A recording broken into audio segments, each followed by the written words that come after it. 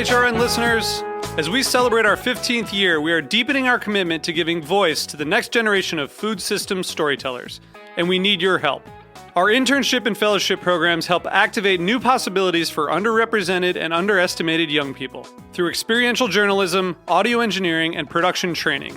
Through these unique programs, HRN helps food equity stewards build essential workforce readiness skills that expand their potential and foster economic mobility.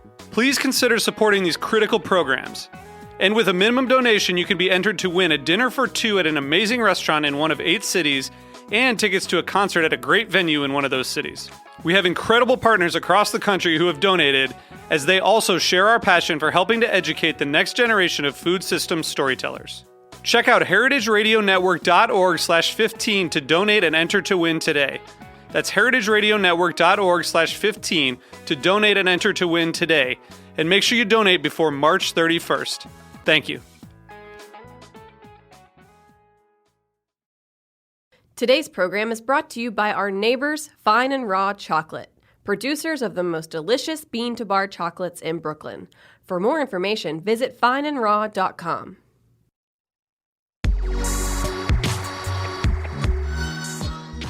Hey, this is Hannah Forden. I'm the program manager here at Heritage Radio Network.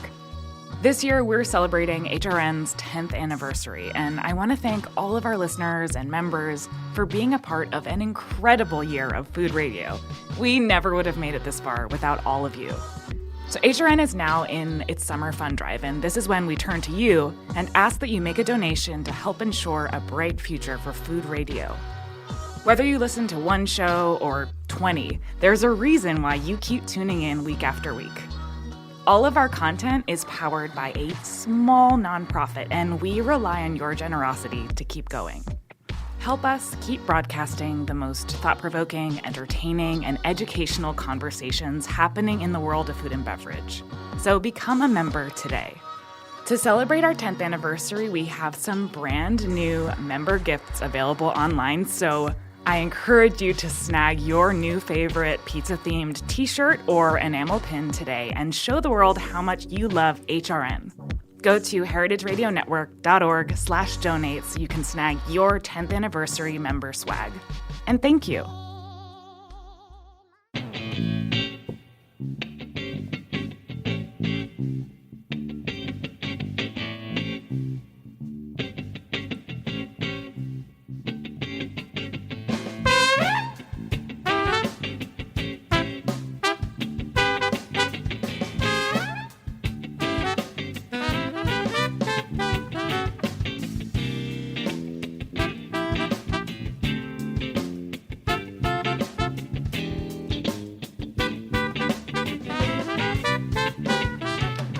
Welcome to the Grape Nation, your weekly wine journey. Our guest is Esther Mobley. We'll talk to Esther about wine, writing about wine, women in wine, and a lot more. I hope we can get to everything. I'm your host, Sam Ben-Ruby. Stay with us for the Grape Nation on the Heritage Radio Network. We bring wine to the people. Massachusetts-born Esther Mobley is the wine critic at the San Francisco Chronicle. After finishing Smith College, Esther pursued a path in wine, working harvests, wine shops, restaurants, interning at one wine magazine, assistant editor at another, and now the San Francisco Chronicle. Esther Mobley looks at wine not just as a story, but through the people, place, and culture. Esther predominantly covers California wine in addition to beer, spirits, and drinking culture for the San Francisco Chronicle. Welcome to the Grape Nation, Esther. Hi, Sam. It's great to be here. I'm excited about the show. I've been wanting to talk to you for a while. There's a lot of stuff I want to cover with you and get your take on. But before we jump into everything, I want you to give the listeners a little background in your journey in life and wine that currently got you at the wine critic desk at the San Francisco Chronicle. How'd we get there? Kind of haphazardly and gradually, but I wanted to be a writer my whole life. That was my dream. And for a while, it seemed like that was kind of an unrealistic dream in terms of a profession. I mean, I just thought it's like being a musician or wanting to be an actor. You know, a lot of people want to do this, and very few people actually make a living at it. So I assumed that I would write on the side. It would kind of be a hobby. And that's why I didn't initially try to pursue a job related to it right after college. I had been an English major at Smith. I studied literature, and I was at a liberal arts college that didn't really give a lot of guidance as to what you were going to do after school. It was It's just funny. trying to encourage you to open your mind while you were there. And it was really on a lark that I started kind of searching around the internet for wine jobs. I didn't know anything about wine. I didn't grow up in a household that really drank wine. I drank wine like a lot of college students drink wine as a kind of party lubricant. Right. But there was certainly no real interest in it or knowledge basis or mentor in my life. And I kind of started poking around.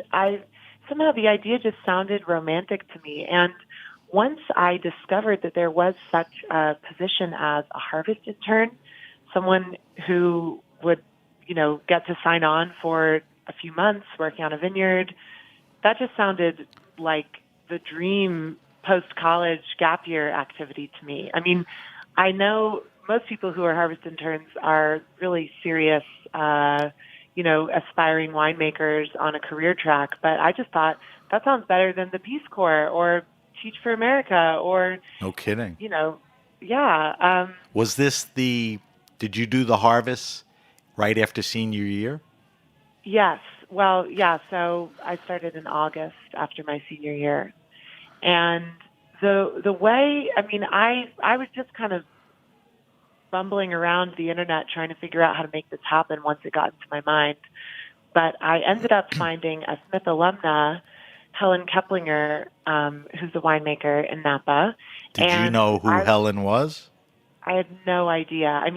Wow. I just had no idea. At the time, she was the winemaker for Bryant Estate, Right.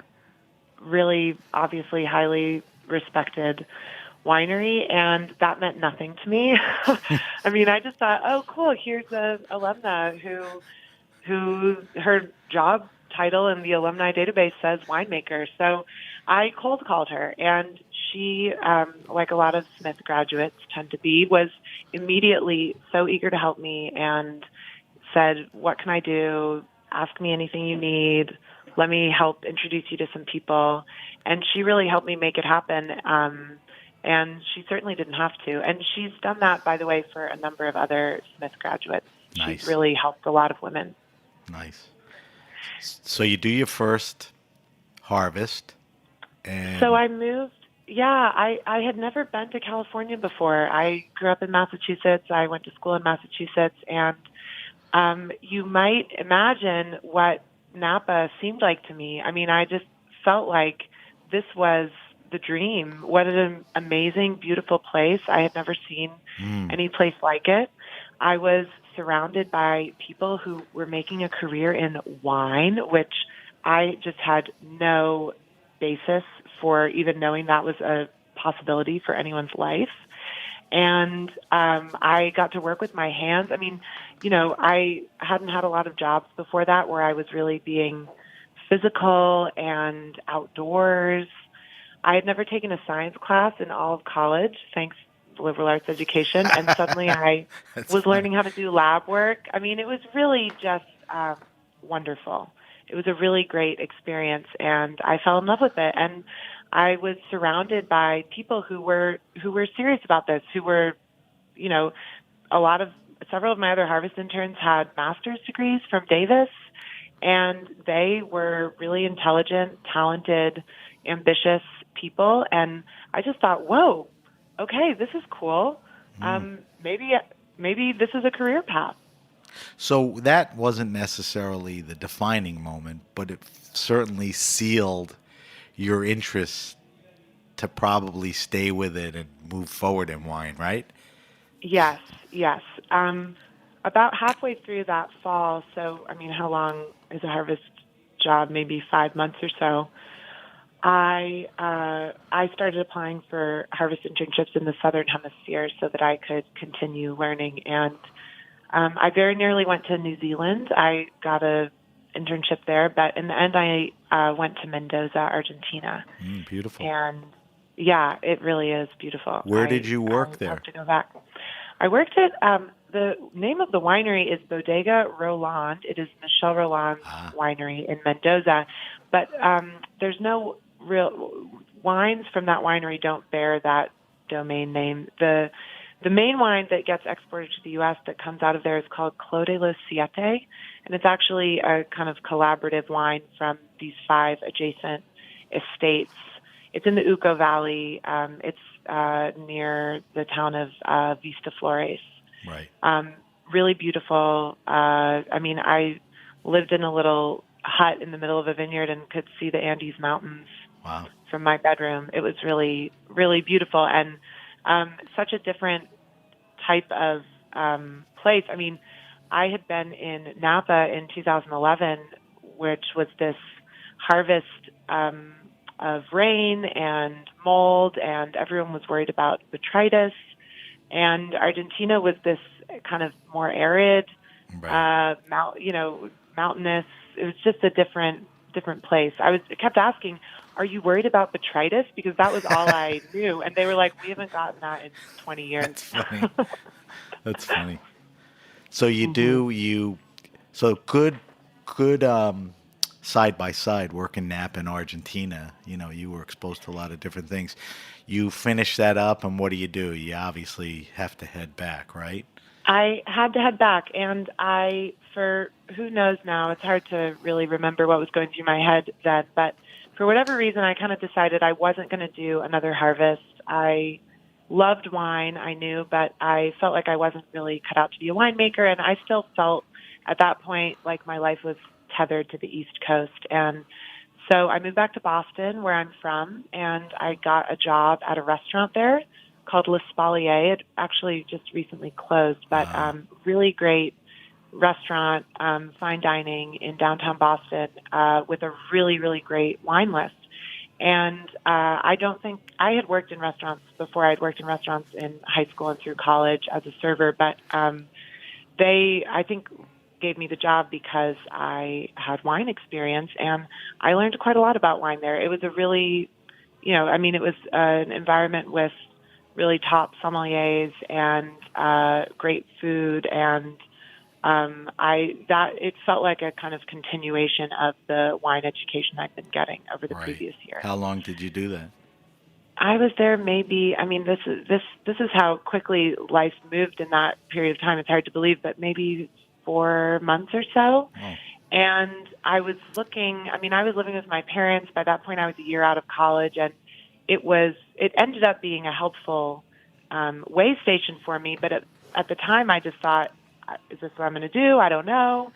And I, on a whim, applied to an internship at Wine Enthusiast magazine, which is in Westchester County. And that was kind of my first move into wine writing. In retrospect, if I ever advised... That was in New York, right? So you came to New York? Yeah. Okay. I moved to New York, and for this internship, at that point, I didn't really know where that was going to go. And I had seen the internship job posting online wherever I saw it, and I just thought, whoa, wine and writing? Could I really potentially combine these two passions of mine? And so I applied to that, but it wasn't as if at that moment I had these grand plans of making a career as a wine writer. I was just kind of taking one step at a time, one job at a time, and thought that it sounded like a really fun environment to be in. And it worked out to be that? It was. Ultimately they didn't offer me. I hoped they kind of dangled a little, this could turn into a job in front of me, and it didn't. And so I got restless after a few months and was thinking, I by then had moved into Manhattan and was commuting out to Westchester and felt like I needed a little more stability. And so I just thought, well, what has this qualified me for? I guess a job at another wine magazine. And so I was introduced to James Molesworth, who I know has been on your show. Right. Not James, too a long friend. ago. Good guy. Yeah. Helen introduced me to James, Helen Keplinger. Right. And I cold emailed him and said, hi, I'm a young person who's become very interested in wine. I would love to be a wine writer. Could I meet you? Would you talk to me? And he said, sure, we don't have any jobs available here, but come on in and we'll meet. So I came in and met with James Molesworth, and he was very kind to me. I mean, this was back when the offices used to be on Park Avenue, Right. and he said, well, okay. I mean, he kind of quizzed me a little. It was funny. I remember feeling a little self-conscious about, whoa, what was this? But he took me around and he introduced me to some other people in the office, including Tom Matthews, the executive editor. Right. And they were very kind to me, cordial to me. Then I left and they said, okay, we'll see you. And I just thought, well, that's probably not going to turn into anything. And a few weeks later, it really wasn't very long after that, Tom called me and said, unexpectedly, we have a staff member who's leaving, a job's available. Would you like to come in and interview for it? And I said, how's tomorrow? And they offered me the job that day. So And the position was to assist Tom? Exactly. I was to be his assistant. And it was clear to me that he made this very clear that he always hired assistants who he hoped would continue to advance through the editorial chain of command at the magazine. And sure enough, there were several people who had editorial roles there who had started off as his assistants. So I had a lot of confidence that if I put work in and really did my best, that there was going to be a possibility for me to advance. And there was. And within about 8 months, someone else above me left, and I got bumped up. And bumped up to what? That was where assistant editor. Okay. So I was in charge of a few of the front of book sections. I mean, if you open Wine Spectator, right. There's little not blurbs, but little shorter notices. Pieces, what they call the grapevine, and before you get into the features. And so I was in charge of some of those pages. I was editing. I was pitching to other editors as much as I could. I was really hungry to write as much as I could. And I saw a really clear path there. I saw a lot of people like James who had started there in junior roles and had really advanced into really interesting roles. And I just thought, hey, if I stick around here, I can write features, I could get a tasting beat, I could, be scoring wine. And that was my goal. That was what I hoped to do. And you were there, over 3 years? How did it work out in your mind? Yeah, I was there about 3 years, and I was really happy there. I mean, at a certain point, and this is where I can't really tell you when did I know this was my career, because you start out having these kind of menial jobs, and then someone gives you a chance, and you take it. And soon enough, you say, hey, I'm good at this. I love doing this. And I started to just feel really fortunate that I had happened into this incredible niche. I mean,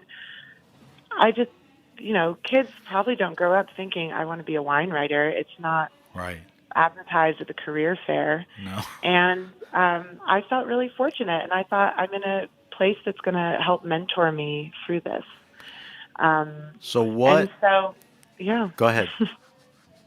No, well, it's just to say I really had no designs on leaving, but when John Bonnet announced that he was going to be leaving the Chronicle, and I read his work, I admired his work, I had a moment in my head where I thought, jobs like these in this very niche, specialized field become available so rarely.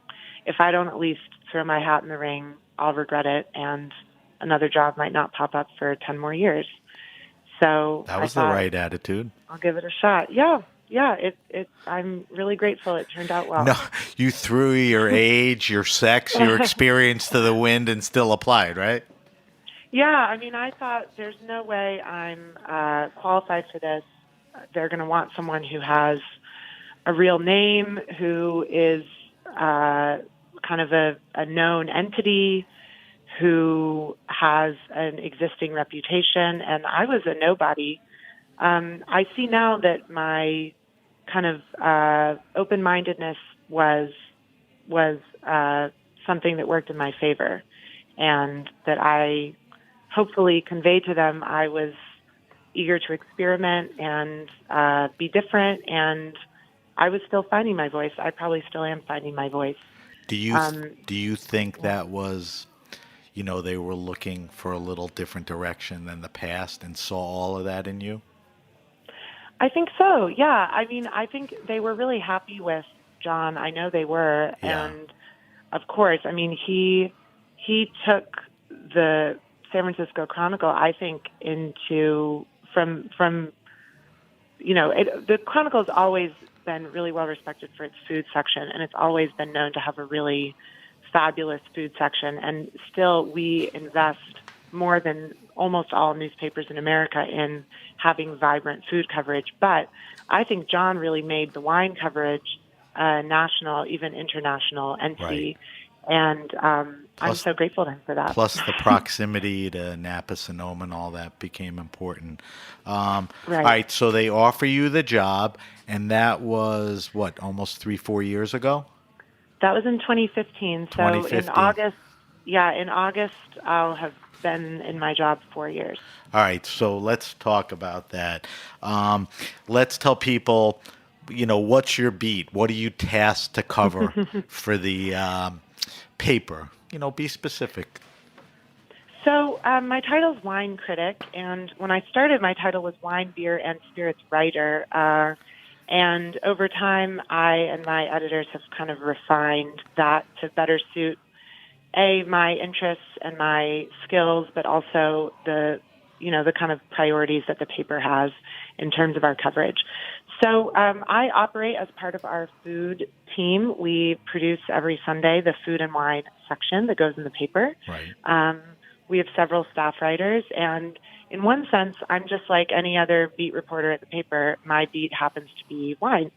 And just like we cover the heck out of the Golden State Warriors, right. We think that, and, Google and Salesforce, we think that wine is an incredibly important part of the Bay Area, Northern California's culture. It's a huge part of its economy. And so one thing that's really fun is that in addition to the main thing I do is producing features, but I write a lot of news too. And when things like the Northern California wildfires hit, or when Trump announces a new round of tariffs on wine, major news stories, and that's just so thrilling for me. It's really fun to be a part of that. But the main part of the kind of core of what I do is producing features about wine and sometimes also about beer, spirits, bars for our Sunday food section. And I assign stories to freelancers. More and more, I write more of our wine coverage and assign out more of our other drinks coverage. So here's where I wouldn't say I'm a little confused, but I guess more curious. Your title is Wine Critic, and you even just explained it, and I don't see it as, a wine critic. So how do you mostly see yourself? As a wine critic, as a wine writer, as a cultural critic / writer, wine reviewer, something else? I know you're probably going to say all of the above, but, where do you kind of see yourself? It's an excellent question, and in a lot of ways, I see my, the major work of my role is trying to define what I want that to be. But certainly, I don't resemble a wine critic in the most traditional sense of that term. Yes. Which is the type of critic I might have become had I stayed at Wine Spectator, which is really providing wine reviews and scores. Right. Right. And it's interesting, Eric Asimov, another just wrote an article. Past guest, he had a great article, and of course his title is Wine Critic, and he does star wines, Right. but I would say that's a pretty minor part of what he does. At least it looks like it from the outside. He does And, of wine course, school and features and all that, but he'll cover yeah. wine. Yeah. Right, and he does. He'll give kind of straight up wine recommendations. Right.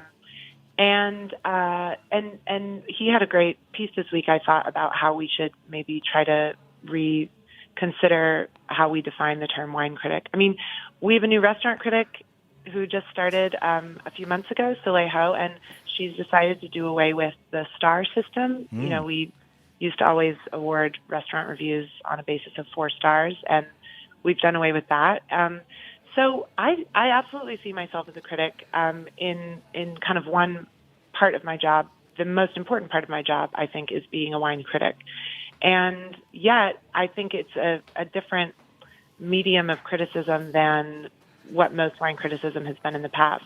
I think the term you use, cultural critic, gets close to what I really hope to be doing. I think there's a critical and kind of expert opinion-based way of thinking about the wine world. That's what I love writing about. I mean, that's what gets me out of bed in the morning, is trying to kind of look at these things and say, how should we be thinking about this? What are the types of questions we should be asking? And I'm not nearly as interested in telling people, is this a very good wine or merely a satisfactory wine.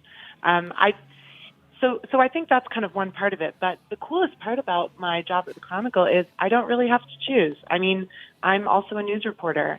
I'm also a feature writer. I'm also, and then I do make kind of straight up wine recommendations, what we call service journalism. I think that's incredibly important. Trying to tell people where to go, what to drink, what to spend their money on. Right. So I get to do a little bit of all that. I was going to ask you, why is the Chronicle, why is their wine coverage different than other wine publications? I think you just answered that with the diversity and depth and all of that. But who's the audience you're writing to? I mean, there was that existing audience, there was John's audience, there's the paper's demo. But who are you writing to? Who do you think you have to write to? Well, I wish I knew who that person, that kind of prototypical reader was a little better. But the way I think about it is this. My primary mission is to write for the San Francisco Chronicle's readership. And we really are, in many ways, a regional paper. I think we're maybe the best regional paper in the country. And we cover what I think is one of the most fascinating places in the world, the San Francisco Bay Area, Northern California. This is the epicenter of so much, including American wine.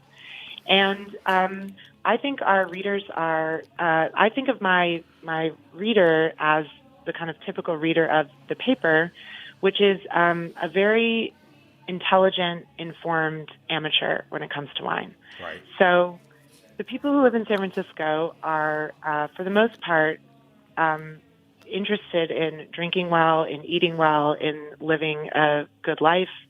They're willing probably to spend a little more money on luxuries like wine than people in other parts of the country.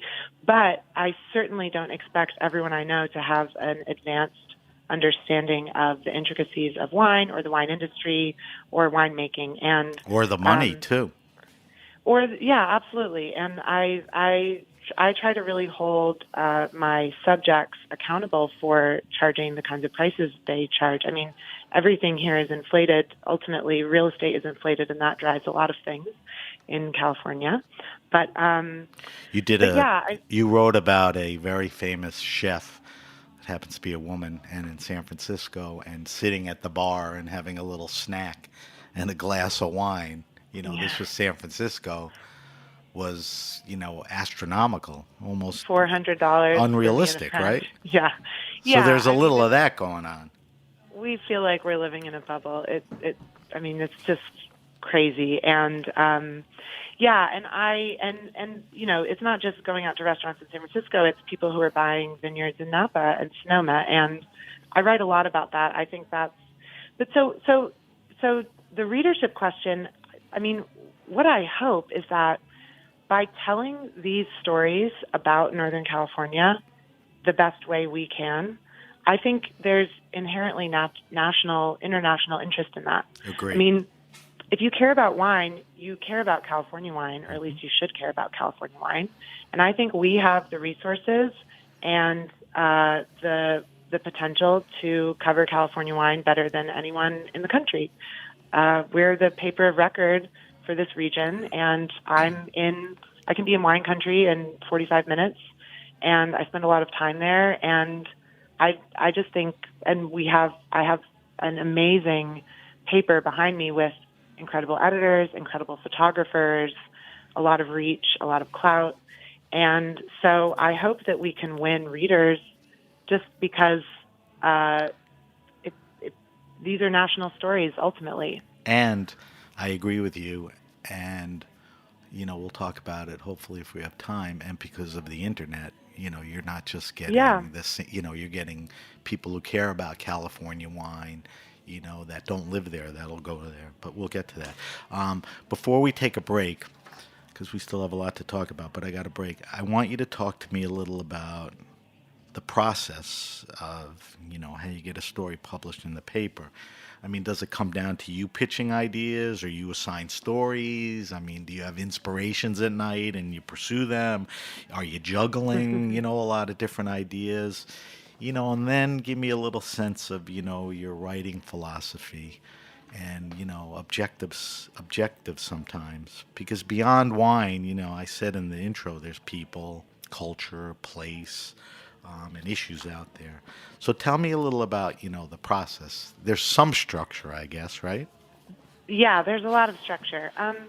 So I'm in an ongoing discussion all the time with my editor, Paolo Lucchesi, who oversees all our food coverage, of stories I want to write, stories I'm starting to write. And he gives me a lot of freedom. I mean, if I have a story idea, I might just start pursuing it and then start talking to him.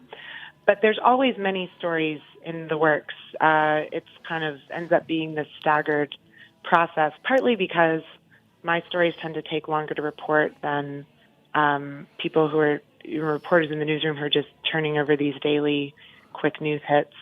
And also because we have the luxury of that being one of the Sunday feature sections. So I mean, it took me a day to read that Renaissance cult winery piece. It seemed like it went on forever, but I didn't mean to interrupt. Go ahead. No, well, that's an example of a piece that was in the works for 6 months. I've had many stories that are in the works for 6 months. It almost reminds me of when I used to work at magazines, because that was about the lead time on those. But so, in terms of ideas for stories to write, the little internal personal document I keep with all my story ideas, right now, if I didn't come up with a new idea for 5 years, I would have enough. I mean, there's just so many stories I want to write, and I'm waiting for the chance to, waiting for the time to. But when I have a great story idea, when I think the time is right for something, when I want to get to work on something, assuming it's not breaking news, because that you just drop everything and start, you pick up the phone. I'm constantly talking to my editor about it. He knows what I'm working on, and I want his feedback. I mean, I want his ideas and his kind of sensibilities to shape it. And I usually get to take my time. I mean, most stories require me to do at least a day, maybe multiple days of reporting. That's usually in wine country, say. That means being with the subject or at the place type thing?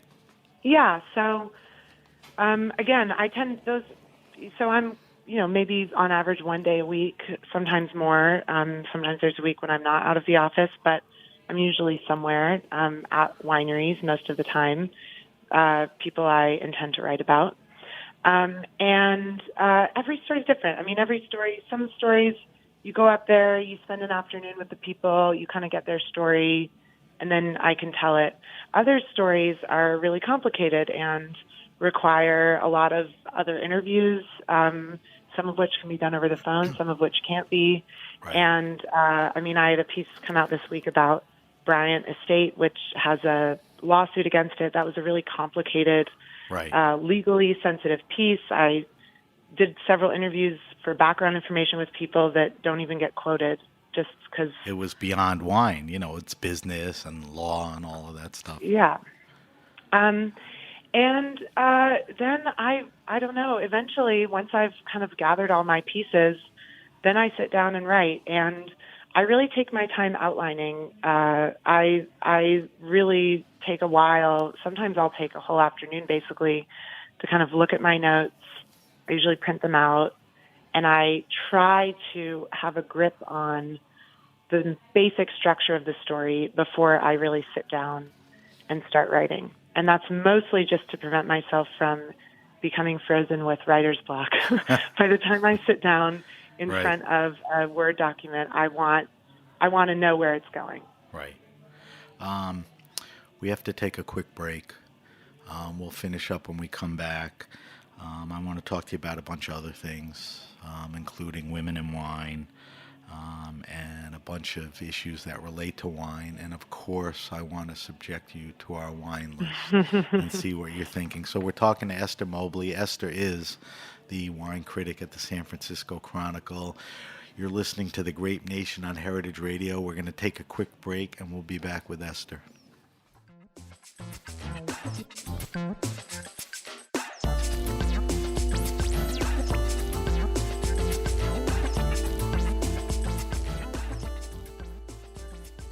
Today's program is brought to you by our neighbors, Fine and Raw Chocolate.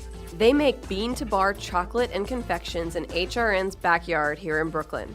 Fine and Raw is committed to sustainably sourcing their cocoa beans directly from organic cocoa farmers. They use minimal processing and stone grinding to accentuate chocolate flavor and aroma. Their chocolate is sweetened exclusively with unrefined coconut sugar, which blends delicious caramel notes into the chocolate. Crafted for chocolate lovers, all of Fine and Raw's bars, truffles, and spreads are 100% plant-based. From creamy bars blended with nut butter to salt-sprinkled dark chocolate, sweet truffle bars to toasty coconut dulce de leche, Fine and Raw is obsessed with creating next-level flavors. Their chocolate hazelnut butter made with the best Oregon hazelnuts is the best thing you could ever eat with a spoon. It begs to be drizzled on ice cream, waffles, strawberries. You get the idea.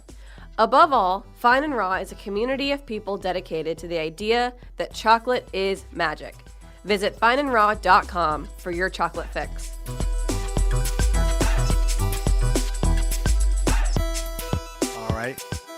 All right, we're back. We're back with my guest, Esther Mobley. Esther is the wine critic at the San Francisco Chronicle.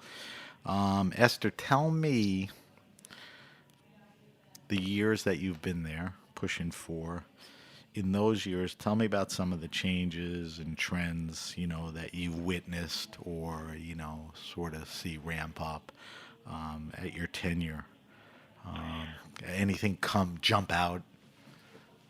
Yeah, I think one of the really big things that's changed in the last 4 years in wine is the importance of natural wine to the greater wine conversation. I mean, I've written a lot about it. It seems that natural wine, when, kind of in the days, I loved your interview with Jenny last week, but talking about when she was so becoming interested in natural wine, and she was really just out there. There was not much of a movement to speak of. No. I mean, think about when Alice Firing was first publishing her books, and it seemed like this really fringe thing. I think the conversation has really ramped up. There's just an incredible swell of interest in natural wine. I'm astonished. I have a lot of friends who aren't in the wine world really, and they're kind of drinking wine seriously and thoughtfully for the first time because the natural wine movement really speaks to them. Almost every wine bar we're seeing open here is natural wine focused. I think that's just become a huge, huge part of the conversation that's impossible to ignore. So it's not a debate and it's not a divisive issue. Natural wines have legitimately come on the scene, and people who are interested will pursue it, right? Like, a bunch of your friends are interested. We don't have to Yeah. compare it or talk about other stuff because it's a pretty polarizing topic. You got to admit, right? It's a very polarizing topic, and I completely understand why. I wish we could kind of start over and start talking about it differently. I think it can be frustrating to a lot of wine lovers, winemakers who don't identify as natural winemakers, because the implication of the existence of natural wine is that other wine is unnatural. Right. And of course, that's maybe not a fair characterization of a lot of wines. I think there's a kind of stylistic conflation of natural wine's processes with its ultimate kind of profile. And, a natural wine doesn't have to be funky. Right. There's that illusion that it is. Right. And so I think there's a lot of really there's a lot of kind of barriers to the conversation that I want to be having about natural wine. And it's funny, I know a number of people, sommeliers, if I ever kind of express interest in it or want to talk about it, they're like, not you too. Don't tell me you've gone over to the dark side. And I'm What just does like, that mean? is this really where we are? I mean, Like, we can't, I just think it's silly to ignore this major groundswell that's happening in the first place. And secondly, as a reporter, as a cultural critic, whatever I am, what a fascinating story. I mean, what an incredible thing to be observing and chronicling and writing about. I mean, it's like an avant-garde art movement or something. I'm fascinated by I it. agree. Let it go and grow. Yeah. Like anything else, you could pick and choose. Tell me another thing that you've noticed, that's either changed, moved around, or is a trend on your beat. I think one thing that's happening, and this certainly isn't confined to the last 4 years, but the energy of California wine is increasingly moving out of Napa Valley, and that's for reasons we kind of alluded to earlier, mostly based around the cost of doing business there. Right. There's a kind of central story that Napa is becoming too expensive, and I feel like I'm slowly writing stories about all the little spokes on that fundamental wheel. So one thing that's happening is all the kind of ambitious, young, interesting winemakers who might live in Napa, who might have a day job in Napa, are moving out to the Sierra foothills, to Santa Barbara. How about the piece you did? I think they went to Europe. Right, a couple who certainly had, good, well-paying jobs. They had funds. They had cash. There's no reason why they were in their 50s. They were experienced wine industry veterans. There was no reason why they shouldn't have been able to start something small. But they claim they couldn't even afford to buy a house in Napa. Wow. And then they bought a chateau in the outskirts of Bordeaux for under $500,000. Wow. Pretty incredible. So they're making wine there. It's this old winery and home that they purchased, and that story really seemed to resonate with a lot of people. But yeah, I mean, we're just a lot of there's a bit of a brain drain in terms of Napa winemaking talent, I think. I mean, there are certainly many exceptions. A lot of young people who are inheriting their families' businesses are staying in Napa, working for those wineries, and I think generational change, right?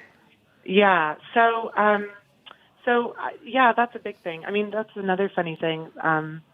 At the Chronicle, some of my colleagues tease me that I'm on the obituary beat because we're really seeing a major generational turnover right now. And if you think about this kind of generation of people who came and started wine businesses in the 70s, the reality is that a lot of those people are reaching the ends of their lives now. Right. And that's part of why we're seeing so many of these big mergers and acquisitions, the big wine corporations buying the smaller wineries that simply don't have a succession plan, don't have kids in place to take it over. Right. Acquisition has been crazy the last 5-10 years.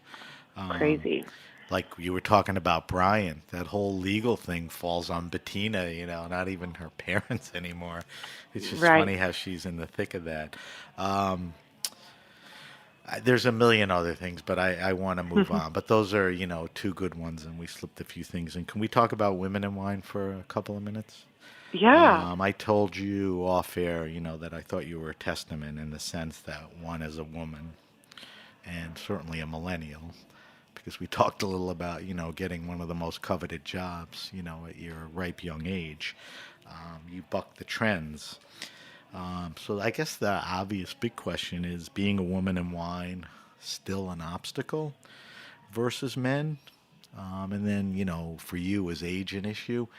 And I think your answer should sort of address, what you've seen writing and, covering and talking to people and yourself. So I'm curious your take on that. Well, I think,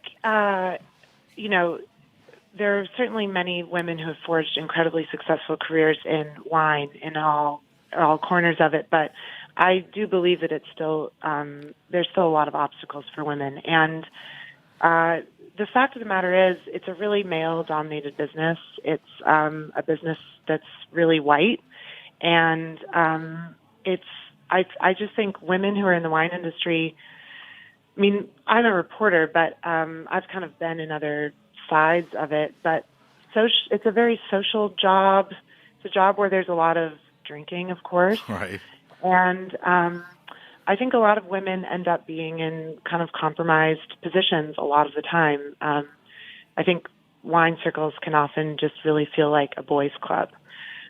Still. And yeah. Still, right? I think so. Okay. I mean, I just think, look at the demographics, look at the numbers. I mean, look at how many more men there are in higher up positions in wineries, in the wine sales side of things.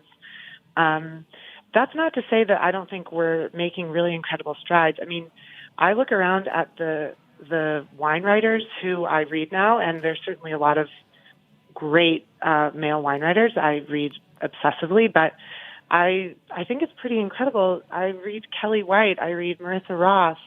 I mean, there's just an amazing amount of youngish women who I think have really come out as writers in the last several years, and I'm thrilled by that. Well, but, go ahead. No, go ahead.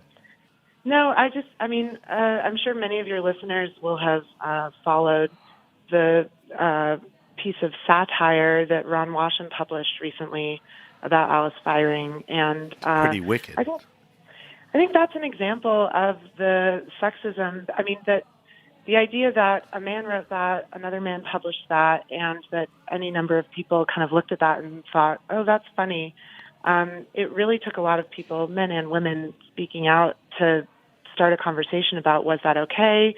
Did that take it too far? But don't you think if Alice was a guy, it kind of would have blown by a little quicker? Well, I think Maybe. It wouldn't have been written that way. Right. I mean, maybe that's right, the gist of it. Yeah, and so I just think when we're still in an environment where that feels somehow permissible, I mean, think about any other field that has undergone this major reckoning of its sexual politics over the last couple of years, and the wine industry really has yet to do that. And would you agree there's still a lot of mansplaining in wine? Absolutely, and here's something I think about a lot. All of our stories on the Chronicle, this is a lot of publications are doing this nowadays, there's a little picture of the author that appears next to the byline. So I get a lot of emails from readers, and I get a lot of emails from older male readers that are completely mansplaining to me. I mean, I'm here in a position of some authority, and I'm getting these emails from people kind of explaining wine to me. And I often think, would I be getting those emails if my picture weren't next to my byline and you saw that I'm a young woman? Good point. I don't know. Maybe I still would. I mean, there's always going No, to be I disgusting think you're readers right. out there, but It's like when a woman's psalm comes out and a bunch of old guys go, "Can you send the psalm over?" exactly. I They're mean, you're just right. Or when I, order wine in a restaurant and they want to give the wine list to a man I'm with, right? I mean, right. I think there's still a lot of that, and that's I am thrilled. The editor in chief of the Chronicle is a woman. The woman below her, who I report to, really amazing, successful women who empower other women, and I'm so thrilled to work for them and in that environment. And I know so many great, amazing women, but I check myself in my own coverage, and this goes to part of what you asked. I'm aware that I end up writing about a lot of men, and the last 3 winemakers of the year that I've named have been men. And there's a lot of great women out there. It's not for lack of women. And I'm sure I need to be more thoughtful in my own coverage about trying to be more representative of the true diversity of who's out there. Step We one all is have to awareness, work at it. which is good. Yeah. Step 2 is acting. So you're aware, now you take the time and figure out how to act. But I agree with all of that. Without incriminating your past employer, I think the Chronicle gives you more leeway to write about a lot more stuff, where your old employer just seemed like, to me, not putting words in your mouth, talking more to that men's club. Agree? Well, it's a completely different readership. So, Right. Anyone who's More a complex than subscriber this. to Wine Spectator, they're more interested in wine. They're interested in a different type of wine. Right. And they're very thoughtful about that. I mean, when I was there, I remember we would have meetings and they would have done these really detailed surveys of who our readers are, what they are interested in, what their income is, and so I think they know who their audience is. I think we all have to question who will our audience be 10 or 15 years from now. Right. But absolutely, I love that I now in my current role really get to write for people like me and like my friends. Right. And that's much more You're interesting more to comfortable me. with that. All right, Yeah. listen, I had a list of things I wanted to get your take on, but we're running out of time because I want to do the wine list. But you get to pick one of them and spend a minute on it. I wanted to get your take on, and let me list them all and you pick one. I wanted to get your take on social media and the internet, how it applies to wine. I wanted to either get your take on millennials, climate change, I think has come on the surface. I think you've addressed natural wine a little. So pick Yeah. one of those and let's just talk about a quick take on that. How about climate change? Okay. So, it's funny. How about climate change? And then I probably don't know any more than you do about how it's ultimately going to affect wine. But I think about climate change in the context of wine all the time. I think if you look at where historic temperature trends have gone, there's no question that in many of our premier wine regions, there's a warming pattern. And in the short term, I think that's actually led to some really successful vintages in Europe, in the U.S., in a lot of places. I mean, I think maybe we'll look back on this era as a really kind of sweet spot of ripeness. We can get the grapes pretty ripe. But I am not convinced that as climate change continues, that we'll be able to grow the same grape varieties in the same places we do now. Of course, people like to cite examples like the rise of England as a sparkling wine region, Right. or look at this place like British Columbia that has just been on the rise, probably in no small part due to climate change. But it's not just warming temperatures. It's here in California, we are thinking constantly about drought and Which the could kind lead of to erratic fires and Right. just all of the erratic weather patterns. But at the same time, we've also had flooding and really excessive amounts of precipitation. We're seeing the rise of insects and harmful pests in vineyards that didn't exist many years ago. Pierce's disease, people don't talk about it as much, but that's a major threat to a place like Napa Valley. and they're working really hard to figure out how that's going to work. So that's behind the scenes stuff, that people don't hear about. You and I could probably do a show on climate change because, it does have a direct effect. But we have to end it there because I want to do the wine list. We have about 5 minutes left, which is forcing me to rush you, but I think you can handle the task. So this is our weekly wine list. We ask our guests the same 5 questions. Try to get a little insight into, what you're drinking. So don't dwell on these. Don't overthink them. And give me your best answers. So the first question is, what are you drinking now? And that's in the context of, what are you trying? Does the season affect what you're drinking? Are you tasting through stuff, for writing? So what's in the fridge? What's on the table? Well, I have about 16 open bottles of wine in the fridge, which is difficult for me. But one thing I'm working on a story right now about Charbonneau, which is this kind of mostly forgotten heritage grape variety in California. It's red wine. It originates in France's Savoie, and there's very little of it left. There was a lot more planted at the turn of the 20th century, but now there's just this kind of there's a few vineyards that still have some in Calistoga. I know I've had Turley. Yeah, exactly. Turley, they used to make a Charbonneau. They no longer do. No but more, huh? There's a surprising, there's about 20 producers that still make California Charbonneau. Give me one or two for people to seek out. One great one is Toffanelli. Tofanelli? Correct. Okay. And it's this guy, Vince Toffanelli. He owns a vineyard in Calistoga. He farms. He may be one of the only people in California who legitimately farms his own grapes, and he's in the tractor, and makes his own wine with his hands. You just don't, and owns the land. He's a great old timer. His Charbonneau is beautiful. It ages really well. It's a really tannic wine. It's kind of an Italian-like wine, but it's bright and it's really easy drinking. Another thing, I have a lot of Australian Riesling I've been going through lately. I love Australian Riesling, and I spent too much of my life not drinking it. Now I'm really enjoying it. A maker that you're enjoying. I love Pewseyvale. Spell that. Australia's Eden Valley. Pewsey. Okay. And then Vale, Vale. All right. And those wines can age. Don't be afraid to hold them back. Right. Charbonneau is definitely a first.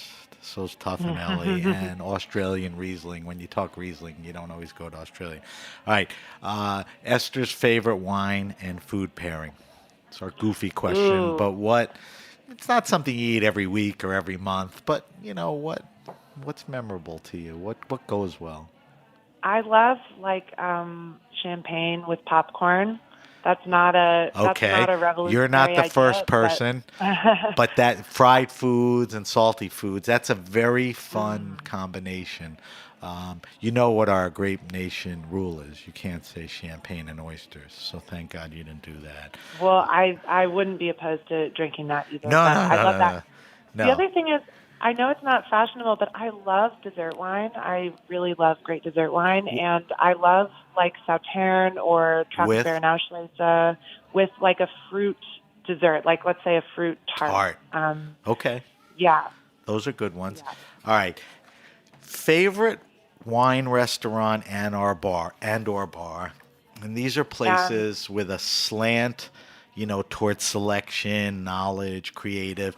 You could stay in San Fran, maybe Napa, give me a couple, and don't be, you're not being exclusive. If you leave people out, that doesn't mean you don't love them or whatever, but who does it well?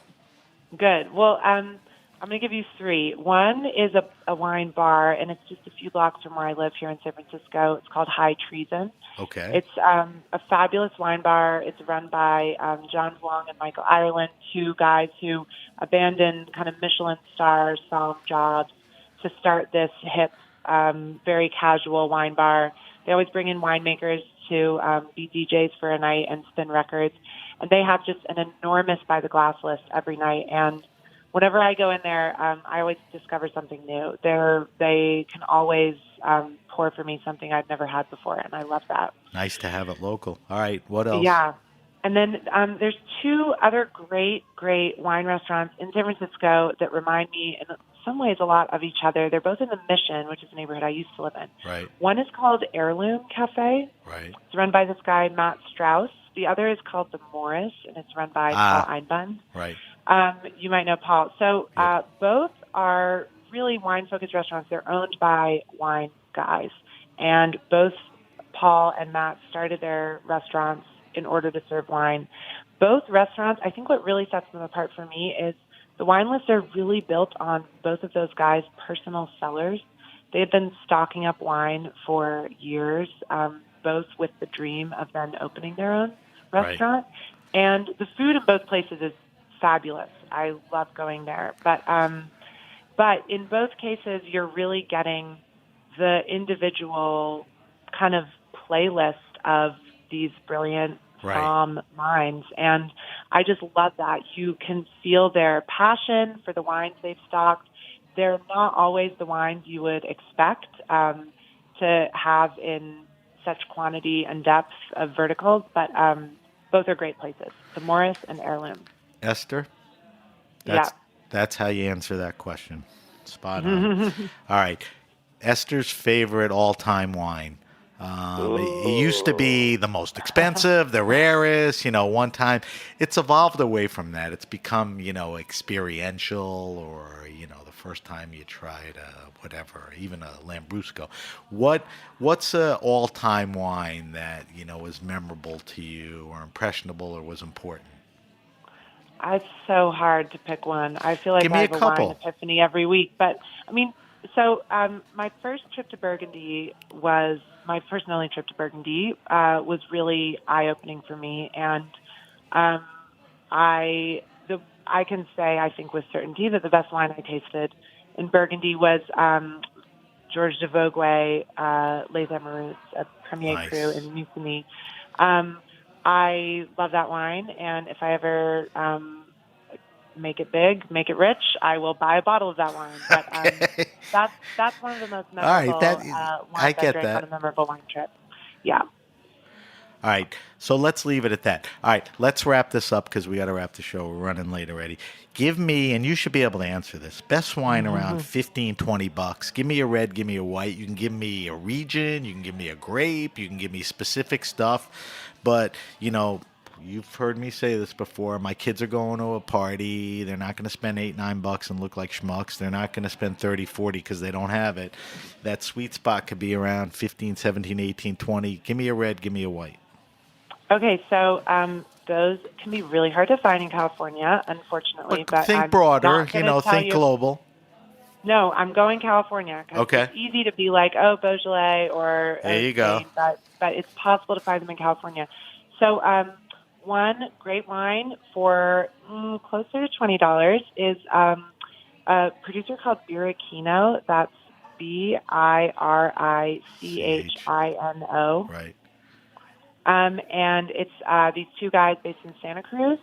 They make a beautiful Grenache from the Besson vineyard that I think covers just under $20. Like it might be $19. And it's gorgeous. It's the kind of direction a lot of California Grenache is going right now, which is this very lightly extracted, kind of pale, very floral, restrained example, and I just love that. It's a beautiful wine. Give me a white. A white. Okay, so some actually from a similar region, but the guy I named Winemaker of the Year last year in 2018 is a winemaker named Ian Brand. He's based in Monterey, and I just think he's producing some of the best values in California wine today. Spell his last name? Brand, B-R-A-N-D. Oh, like it sounds. Okay. Brand. Okay. And he makes a beautiful Chardonnay that's under $20 under his label called Le Petit Paysan, the little peasant. Right. And to me, it is what I want a Chardonnay to be at an even higher price point. It's got tension. It's not just a kind of sleek, razor-like zingy thing. It's got some body. It's got some texture. But ultimately, I mean, it's a wine that's driven by acid. It's a coastal wine. It's a Monterey wine that you get all this kind of saline sea character from. And I never want a Chardonnay to be any more than that. It sounds great. I forgot to tell everyone, I post all our answers on our social media. So everything you mentioned, I will eventually post on Facebook and Instagram, because the whole reason for doing this is to turn people on, to some of these recommendations. Esther, I told you the hour would go quickly. We've run late. It certainly did. We have to wrap up. Let me do our closing. If you have a question, suggestion, wine happening, or event, hit me up at sam@thegrapenation.com. That's sam@thegrapenation.com. Follow us on Instagram at @SBenRuby, and you can follow the hashtag The Grape Nation. On Facebook, we're at The Grape Nation, and on Twitter, we're at @BenRuby. I know it's confusing, but whatever. Also, subscribe to the Grape Nation podcast on iTunes, Stitcher, Spotify, or wherever you get your pods. Like I said, we'll post Esther's wine list on our social media sites. Esther, we didn't talk about it, but you do other writings in other places. You mentioned, maybe maybe you didn't. But where can we find you on social media and all your wine writings? You can find all my wine writing at sfchronicle.com/wine. Okay. You could also, I have a personal website, esthermobley.com, where I also post all my stories. You can find me on Instagram at Esther Mob, ESTHERMOB. Right. And that's about it. Okay. Do it. All right, Esther, I want to thank you. I made an exception. We did Esther by phone because obviously Esther's based out in California. June is Women in Wine Month. I thought it would be important to have Esther on, and it was worth it for me to put her through a phone line. But as I requested earlier, when you come to New York, you promised me that we would get together and raise a glass. Absolutely. I want you to can't confirm wait. that. So, Esther, thank you. Good luck with everything. We'll continue to read all your stuff. Thank you to our engineer, Amanda, and everyone at the Heritage Radio Network. I'm Sam Ben-Ruby, and you've been listening to The Grape Nation.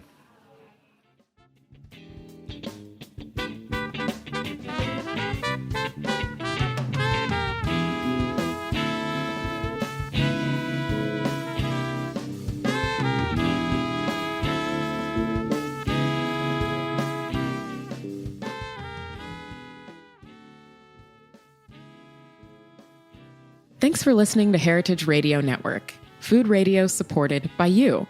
For our freshest content and to hear about exclusive events, subscribe to our newsletter. Enter your email at the bottom of our website, heritageradionetwork.org. Connect with us on Facebook, Instagram, and Twitter at heritage_radio. Heritage Radio Network is a nonprofit organization driving conversations to make the world a better, fairer, more delicious place. And we couldn't do it without support from listeners like you. Want to be a part of the food world's most innovative community? Rate the shows you like, tell your friends, and please join our community by becoming a member. Just click on the beating heart at the top right of our homepage. Thanks for listening.